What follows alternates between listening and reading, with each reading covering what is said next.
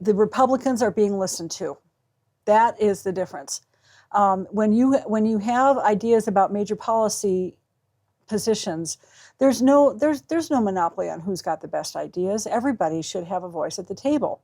So this year you saw Republican input on some of the biggest policy areas that came out of this legislative session. You don't see that. You sure didn't see it last year.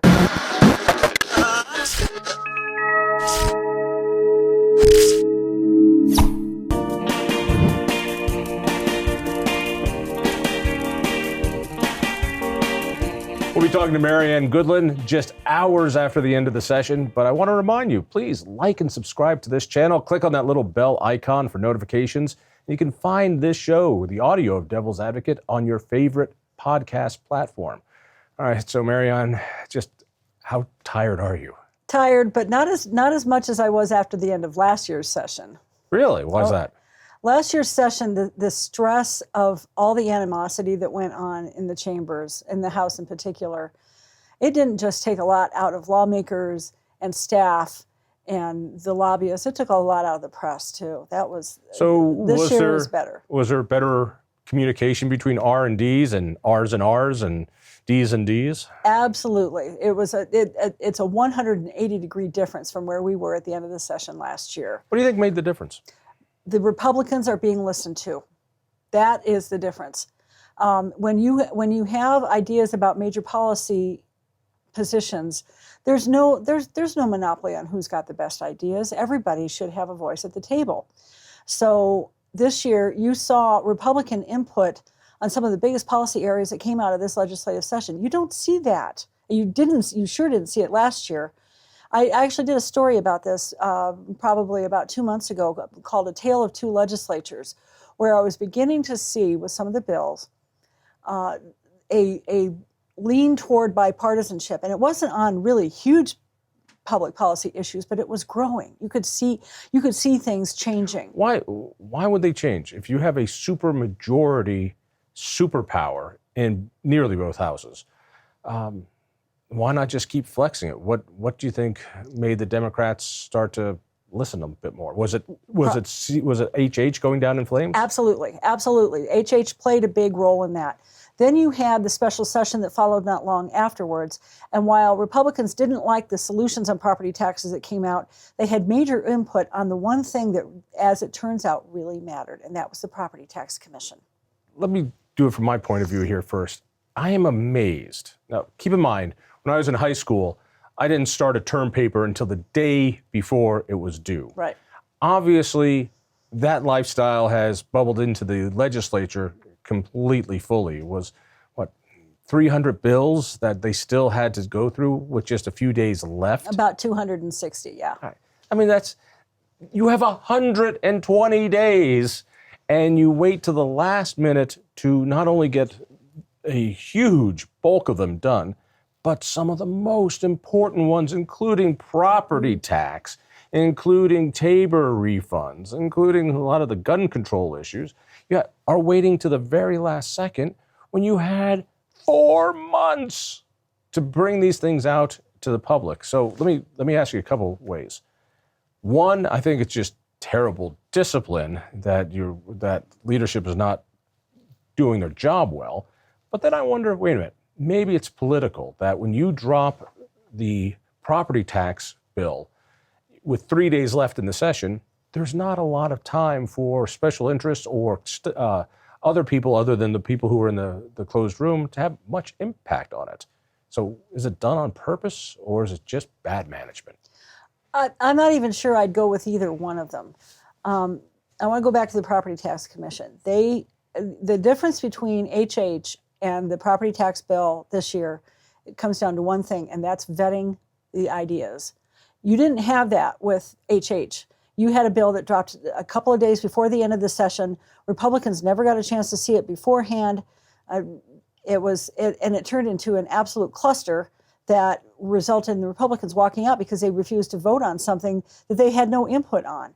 That is not what happened this year. The property tax bill was bipartisan, which is astonishing for one, but you also had a commission that went around the state for months getting ideas from people. Now, not all of those ideas made it into this bill, but this was done a whole lot more publicly, and that gives the public, those who are really, really interested, maybe it's only the political class, but it gave people an opportunity to see these ideas that were being floated out there. I would say, just stop there for a second.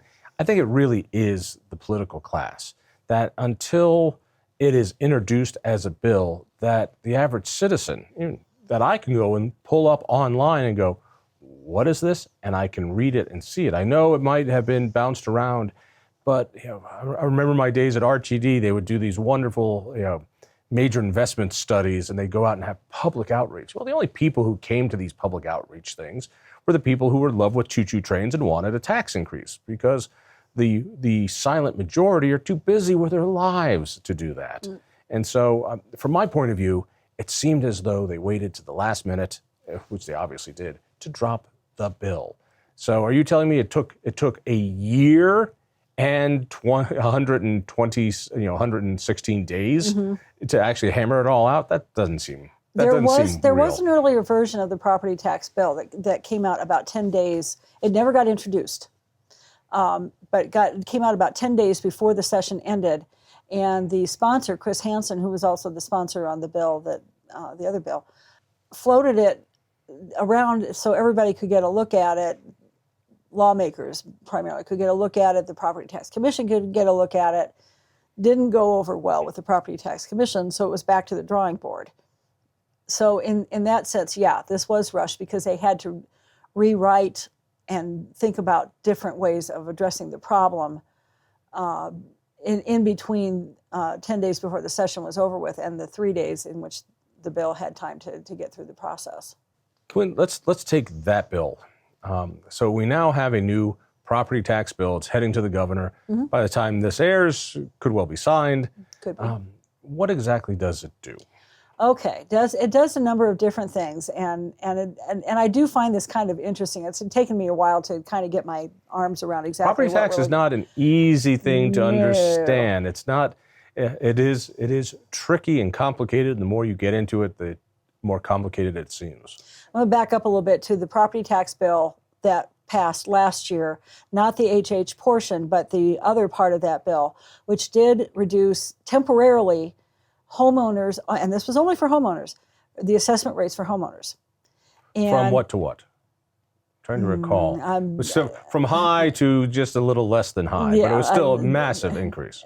Yeah, you still had your property taxes still went up. They just didn't go up as much, which is the thing that when they talk about property tax cuts, it's not really a cut in your taxes. It's a cut to an amazing increase. Yeah. I don't know about yours. My property tax went up nearly 40%. Mine wasn't quite that bad, but it went up enough for me to And take if Gallagher notice. were still in effect, it wouldn't have gone up much at all. Probably not. And the legislature has been under the gun now ever since the Gallagher repeal in 2020 to come up with something. So it's only taken them 4 years. Of course. Yeah, of course. Government work. But keep in mind, you had this temporary property tax reduction that was going to expire this year.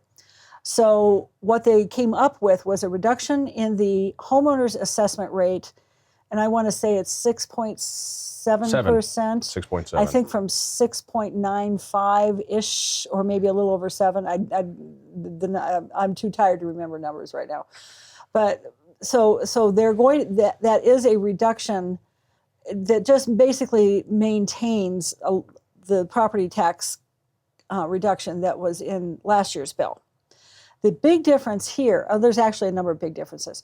It's what it does for commercial building owners, which the previous property tax didn't even touch it. Commercial building owners were left to hang out to dry.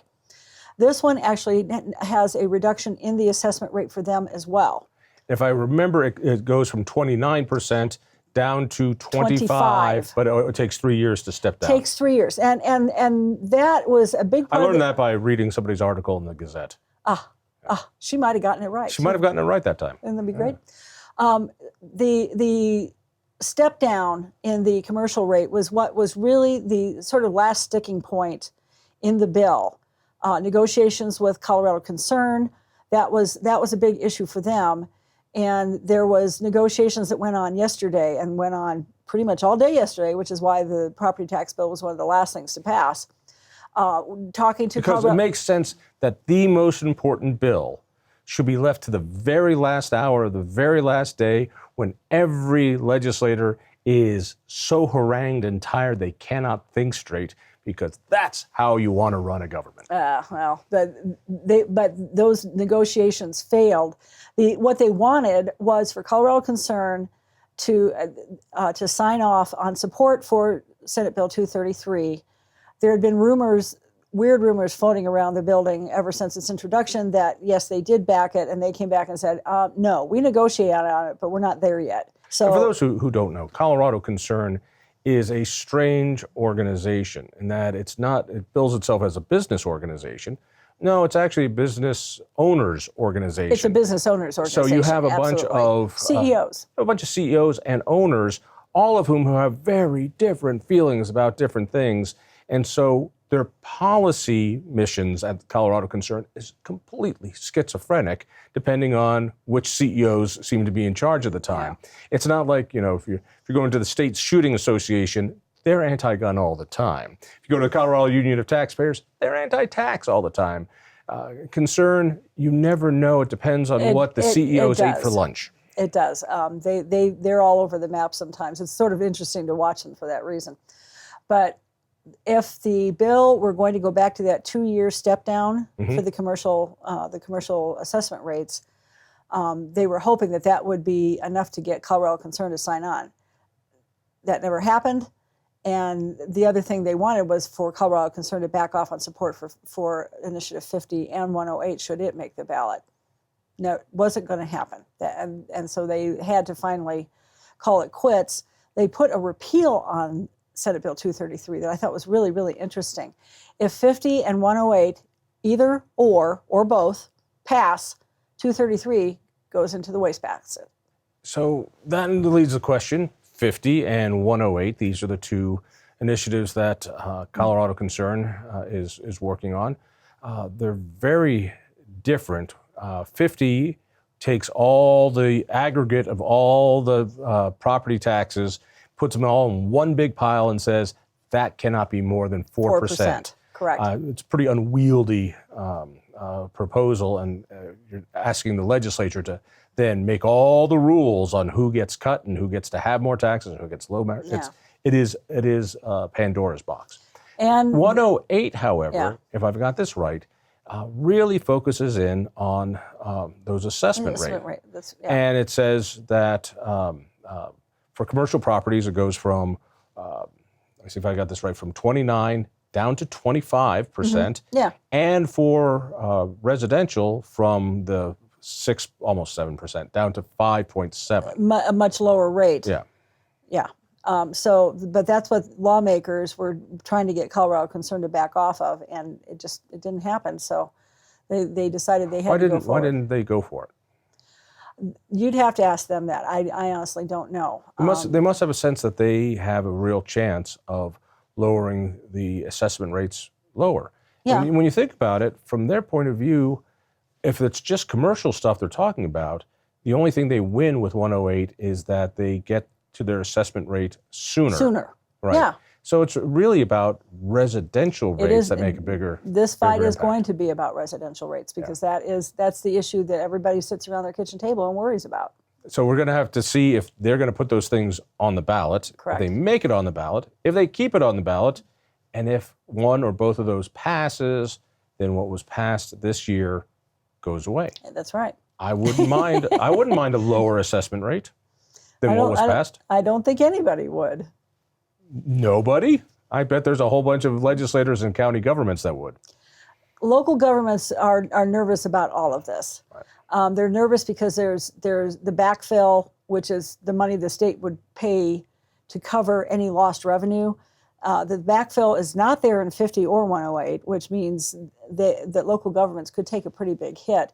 The state budget would also take a pretty big hit, according to the folks who are opposed to these measures, something to the tune of $3 billion. And they worry about the impact on school funding. Now, I had a very short email exchange with Michael Fields from Advance a couple of days ago, and I said, well, what about that? What about these concerns that this is going to be a big hit on education. And his response was basically, it's a matter of priorities. If you think education is important, cut something else, and then you can fund education. I mean, that was kind of the and why this is important is that the backfill comes from the state. Yes, it does. So the state is fine cutting assessment rates for all the 5,000 governments except school districts. Right. Because if they cut assessment rates for school districts, it might come out of their wallet. It'll come out. It'll come out of the state education It's all our fund. wallet, Yeah. but yeah. It's taxpayer money, no matter which way you slice it. Again, I'm just so frustrated, angry, that something this big takes 4 years for them to bring forward something, and they do it on the very last day possible. It takes 3 days to get something through Correct. the legislature, so they drop it 3 days before the end of the legislative session. I just find it so dismissive. I find it arrogant. I find it just awful government. This bill got almost no testimony whatsoever. People, it dropped so fast, it moved through committees so fast that it didn't give people an opportunity to, and as you said, property taxes is such an incredibly complex issue. You need time to look through this. How does this work? Is this really going to be a savings? How is this being paid for? Which we still don't have a good answer for. Speaking of that, let's switch over to what I think was the other big thing that got very little coverage because there wasn't any time. It was this, what are we doing with our TABOR refunds, which are growing sky high, and I would like them back. And so the traditional trick that the legislature uses is when the excess revenue goes up too high, they just decide to call a bunch of these things fees and pull it into a different bucket. So the government pot still continues to grow, but our refunds go down. So tell me if I've got this right. There was an argument on how to refund it and a huge fee increase. First, let's talk about TABOR refunds. Okay. What did they pass? This, to me, of all the bills in the session, this was one of the most interesting. I love watching what lawmakers want to do with TABOR surplus money. We had somewhere between 50 and 100 bills that would tap the TABOR surplus to pay for everything, everything under the sun. It was a family income tax credit that the last time I looked was a $655 million hit to the TABOR surplus. You had another one for care workers, which could be almost anyone, but because the definition on this bill was a bit loose. That started out at $256 million. And the amount that we had available for TABOR refunds in this cycle is about $2 billion. So those two bills, Takes away half of it. Would eat up half of it almost right off the bat. Now, they modified the fiscal note on the care worker bill, and that's now down under $100 million. And I remember. Oh, that's all. That's all. That's all. But and that's nothing. Republicans and Democrats this year saw tax credits as the golden goose that would pay for all their programs. And it wasn't just the Democrats. So everybody was going after this. Can I bring you back to yesteryear when there was a candidate named Jared Polis who said, Oh, that guy. I am going to lower taxes permanently, not just temporarily. I want a permanent income tax cut in Colorado, and I'm going to pay for that by getting rid of special interest tax breaks. That's right. Well, a study we did at Independence showed the obvious. He has put in more special interest tax breaks than pretty much any governor, and they're getting larger and larger and larger. Our tax refunds are getting smaller. The opportunity to permanently lower the income tax rate is going away because he lied. Well, I love that dismissive look. Could you do that again? There we go. Well, what we got this year with the TABOR refund bill was we got that tax cut that goes from 4.4, the income tax reduction. It goes from 4.4 to 4.25%, but there's caveats attached to it. And it is not necessarily permanent. This gave Republicans a very, very big win. And that's all they could talk about today or Thursday on the press conferences that they hold the day after session. That income tax cut was like the cherry on the sundae for them. This is also part of bringing back a way of refunding TABOR money. restarts some other mechanisms that we've had in the past that never got to fruition. This tax cut, this income tax rate cut being one of them. And then they did some tweaking with the 6-tiered sales tax refund. So creating basically a fourth mechanism for refunding taxes. And the reason that the Democrats went along with this, because you couldn't find a Democrat in the building that would say, sure, I'd love to see an income tax cut.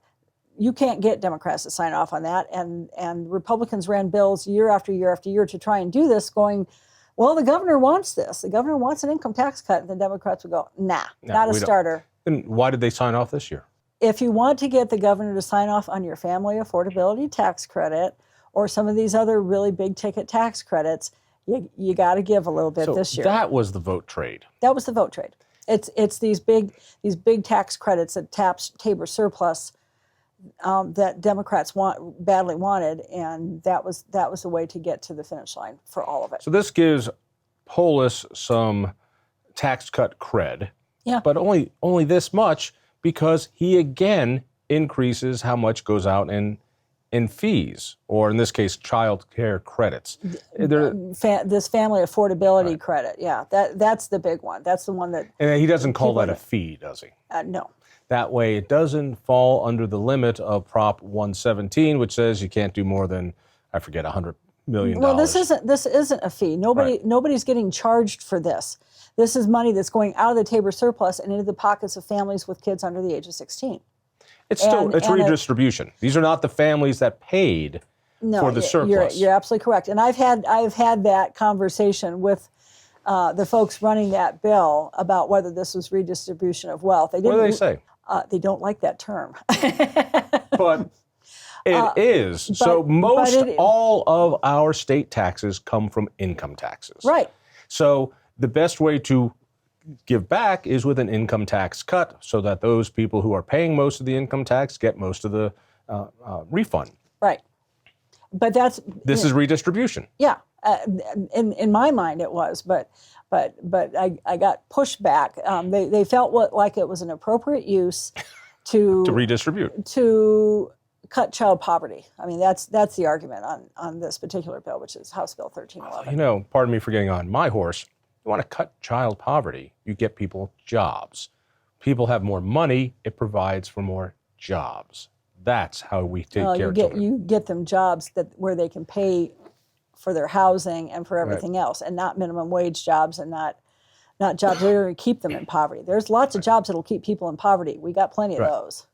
The arrangement was, you give me this little tax cut, I give you half of the refunds for redistribution. That seems like a terrible deal. It did have a few folks that didn't care for it. It wasn't passed unanimously. So there are some folks who weren't crazy about it, but that is the deal. And that's that. The question is, this tax cut isn't permanent. No. The credits, as Reagan once said, there is nothing closer to immortality than a new government program. What happens to these credits? Some of them are permanent, some of them are not. The care worker one that I referred to, that's got a sunset date on it. What is a care worker and what are they getting? Nursing assistant in a nursing home, or a person who's taking care of a loved one at home. Just anybody who's sort of in the home health care or even in nursing homes, as long as you're not a certified nursing assistant. If you're just, if you're not certified, you could qualify for this. So it's people who take care of other people, and it can be in a wide range of venues, for lack of a better word. Now, I don't believe there is a sunset on the family affordability tax credit. The largest one, the large one does not. Like $700 million a year. But it does have a caveat that if the money isn't there, either those tax credits are reduced or they go away entirely. Tax credits never go away. I'm just telling you what's in the bill, okay? What's so funny is that concentrated interests always win. Diffused interests always lose. Because diffused interests aren't there fighting at the Capitol. They don't have the same lobbyists. They don't have the same buying power. They don't have the same voice. And it's just criminal that our governor lied to us when he said he was going to reverse a bunch of these credits, reverse a bunch of special interest tax breaks to lower this. Instead, he's increasing it. What a missed opportunity. There have been times when they have gone after some of these tax breaks, but they're not substantial. It's nothing that you can go back to and say this cutting this tax break is going to save us, $1 million a year. It just doesn't work that way. A lot of them, however, are pretty large. But those are not the ones they're going after. That's my point. Exactly. All right, let's talk about affordability in homes. Again this year, the trial lawyers trump everybody on construction defects. Let me set the ball up for this one. The homes that people can use as starter homes are often condominiums. Correct. The problem is that condominiums get sued in this state at an exorbitant rate because there's no defects legislation that says we're gonna keep you covered. You can't sue at this point unless X amount of people get into the lawsuit. Other states have that, and that's why they have affordable condominiums. We don't. And the reason is because the trial lawyers don't want this. And this has been a problem for a decade or more. And this is the year more than any that I heard leaders saying we need to do something about affordability, including our Speaker of the House, who got a bill to do just that on April 11th, and she sat on it until it died. So she's the one who was there saying we need to do something about affordability for homes for younger families, and she killed it. The trial lawyers didn't win everything this year, which I know will make you happy. But there were competing construction defects bills. There was one that they opposed that was run by Representative Shannon Byrd, and I want to say Senator Zenzinger, I think, was the sponsor in the Senate. Or maybe it was Senator Kirkmeyer. I'm tired, can't remember. And that one would have put some guardrails around the construction defects law that they believed would have helped with the liability issue. That's what they're really going after, and that's why condos are so expensive to build, is because the liability insurance is incredibly expensive. It's 3 times what it should be. So that bill died toward the end of the session. But there was a bill that was backed by the trial lawyers that would have extended the statute of limitations and the statute of repose, these two things that tell a homeowner when they can file a defects claim. That bill also went down in flames. And a study of liability insurance in the condo market also went down in flames. So we got nothing. Got nothing on the condo issue this year. Nothing. What a shame. What a lost opportunity. And it's sad. That the Senate, almost a supermajority Democratic Senate, passed a bill on construction defects. In the House, they never got a vote on it. Nope. Never even went to committee. And that's the kind of stuff that voters should know about, but they don't. Talk to me about what did pass on homes. So now can I put up lots and lots. Right. The governor's signature bill on homes was on what's called transit-oriented communities. And that got quite a bit of change over the course of its progress through the House and Senate. The idea here is that you want to build as much affordable housing as possible around transit stations, whether it's RTD bus lines. So it's social engineering. If okay. Well, it is. You're not letting it to the market. You're giving incentives or mandates that developers have to do this, or this around the government monopoly. And local governments got mandates too, and they did not like this bill one little bit. They never came off of opposition on it. The interesting thing about this bill is some of the conversations that I've been having with county commissioners. For a lot of counties, this is just not going to work. They don't have the area that they can develop that is near a light rail station or a bus route, or there's something else that gets in the way. In Arapahoe County, it's I-25. You can't build a big affordable housing project if I-25 is right in the middle of the only piece of land you've got. The other thing is that this only applies to what's known as metropolitan planning organizations, and there's 5 of them. So it's basically the Front Range and Grand Junction. That's it. This only applies to suburban and urban settings.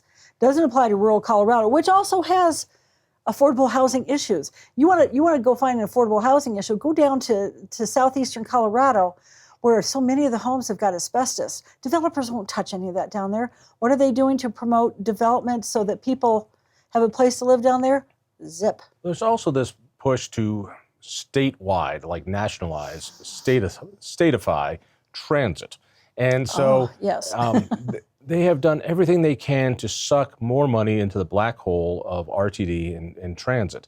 So now we have more fees that'll be coming from oil and gas that go to transit, not to fix our broken roads where 96% of us ride, but no, just for this tiny little percentage, we're going to keep our gas prices high for you.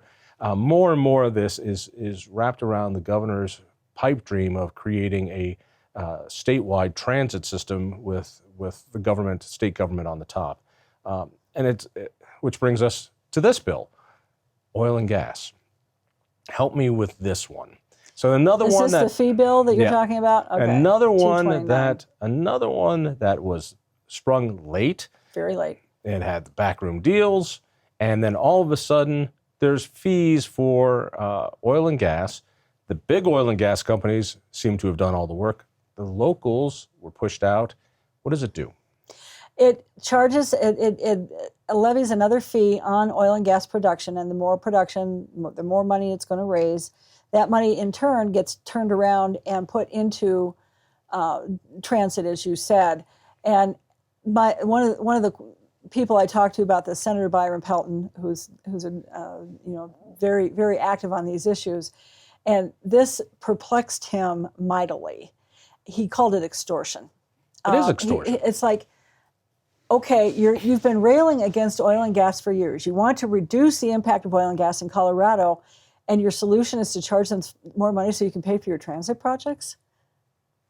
I thought he had a pretty good point. Well, there was also some extortion going on, that there were some bills to end oil and gas, which didn't and so succeed. Here, with a gun to your head, we can either put you out of business completely, or you can pay a little protection money to transit, and we'll let you keep going for a while. I think that's where Pelton was going. Yeah, this was complete protection money racket, mafia style, which is, you want to keep pumping your oil and gas? Great.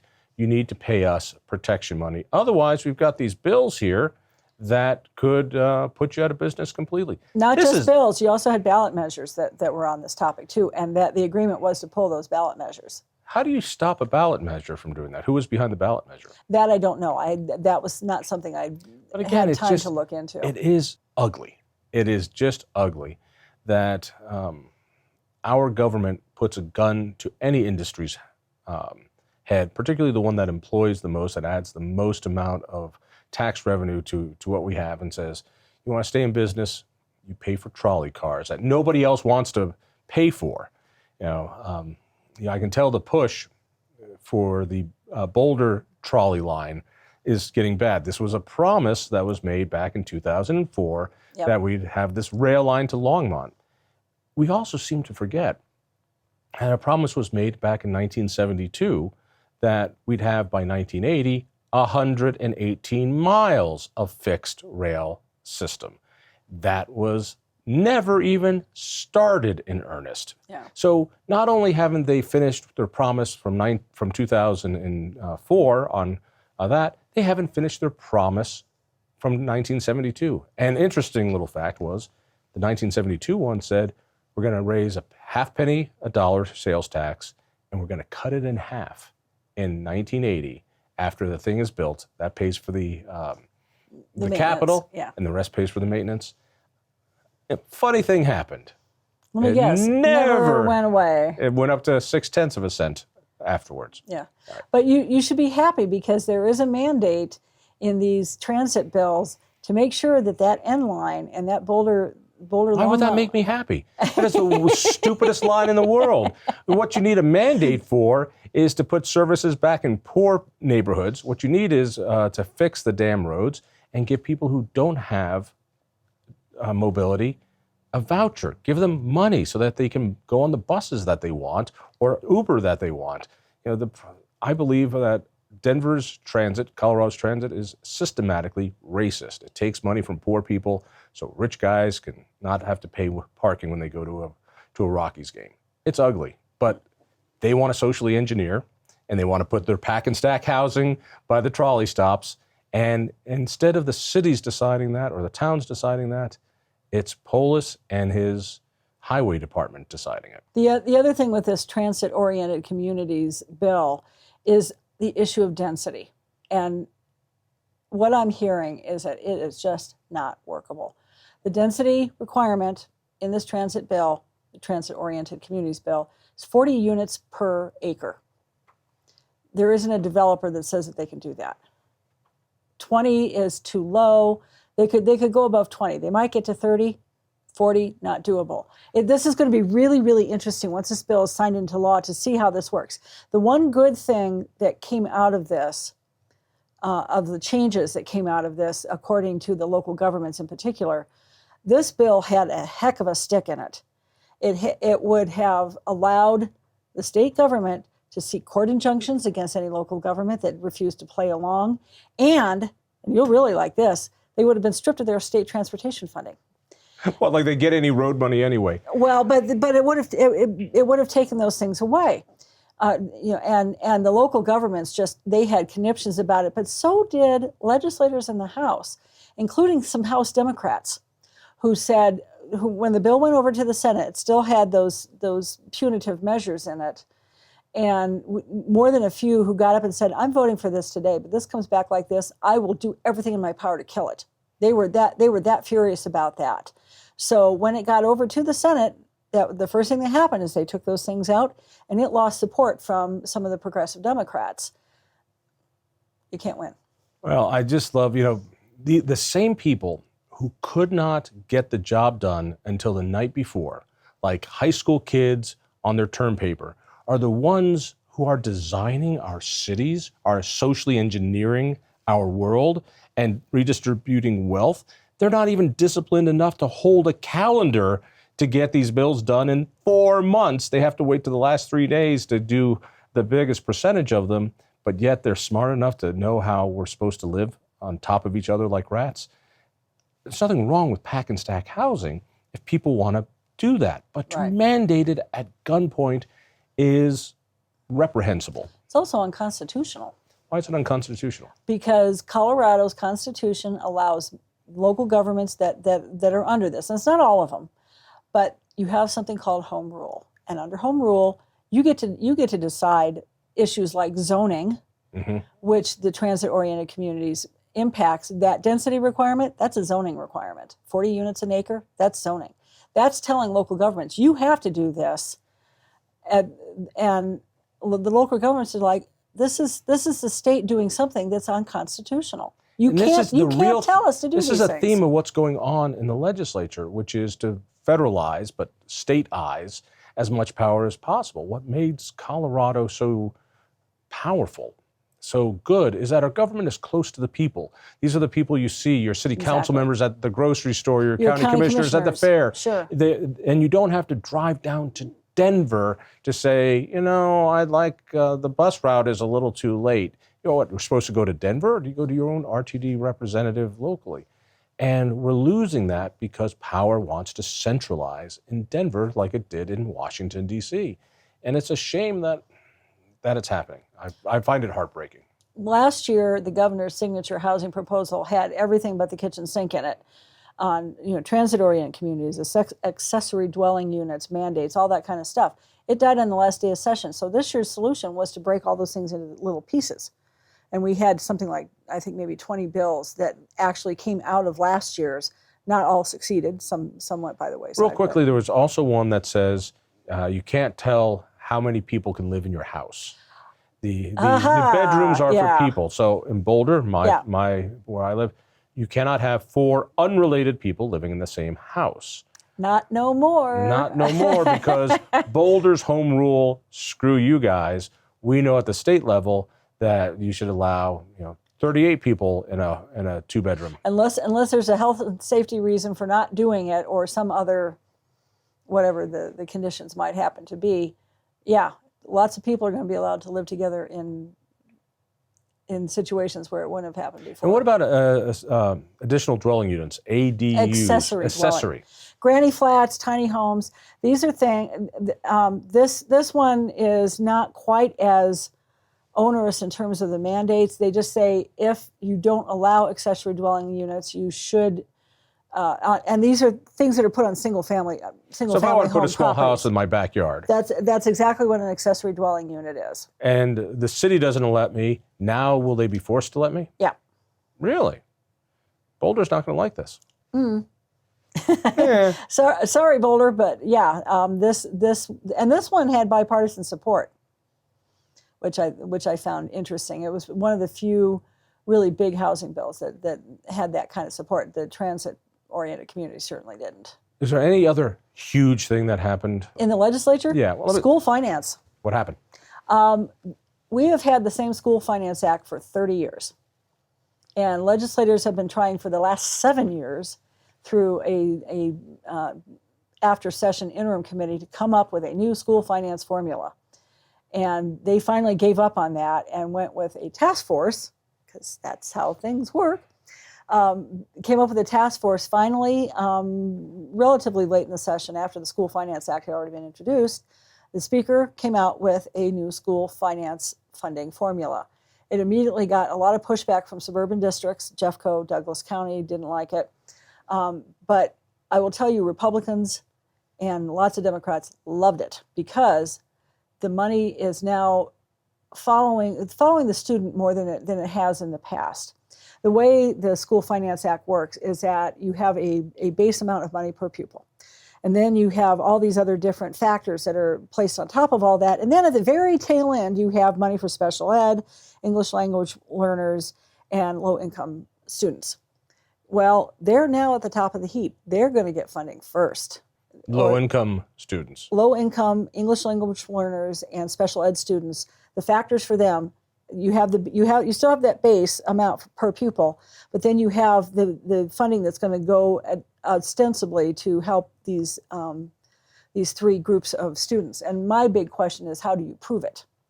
How do you prove these students are getting that money? One last question, which I have not gotten what I think is a good answer yet.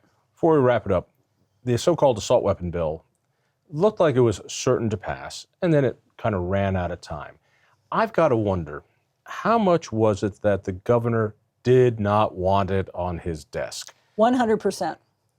Really? Mm-hmm. Say a little more about that. The governor, he's in a funny situation here. When he was in Congress, he actually sponsored an assault weapons ban.